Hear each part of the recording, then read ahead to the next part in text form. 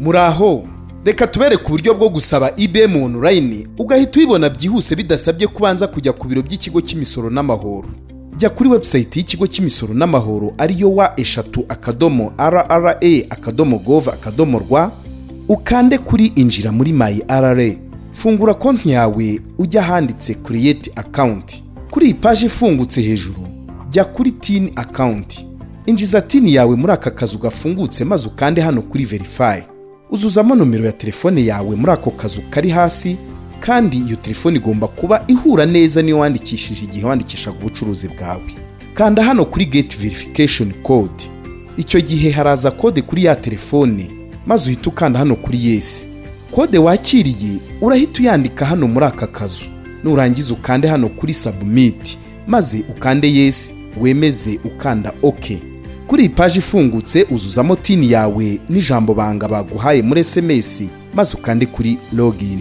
Hano baragusaba guhindura ijambo banga. Akazu kabanza shyiramo rya jambo banga baguhaye muri SMS maze utuzu tubiri dukurikiyeho ushyiremo ijambo banga rishya wihimbiye. Jya hano kuri modify maze ukande OK.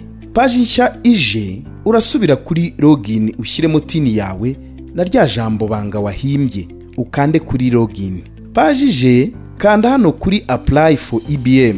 Harafunguka indi page ikwereka amakuru yawe. Jya hano hasi uhitemo ubwoko bwa business ukora. Mwibuke ko turi gusaba IBM online kandi habwa umuntu ukora service gusa. Niyo mpamvu tujya hano kuri service only. Ubwoko bwinshi bwaje hano hirya turahitamo IBM online dukande OK. Reba neza amakuru baguhaye hano hasi ugende wemeza kamwe ku kandi uvivura muri buri kazu. Kanda kuri verification code, uzuza hano iyo code baguhaye maze ukande kuri send, wongere ukande hano kuri yes. Ibi bivuze ko wamaze kubona IBM yawe. Subira kuri login, wuzuzemo tin n'ijambo banga ryawe, ukande kuri login. Kuri iyi page ifungutse urabona ko hajeho akadirishya gafite IBM. Kandaho utangire uyikoreshe.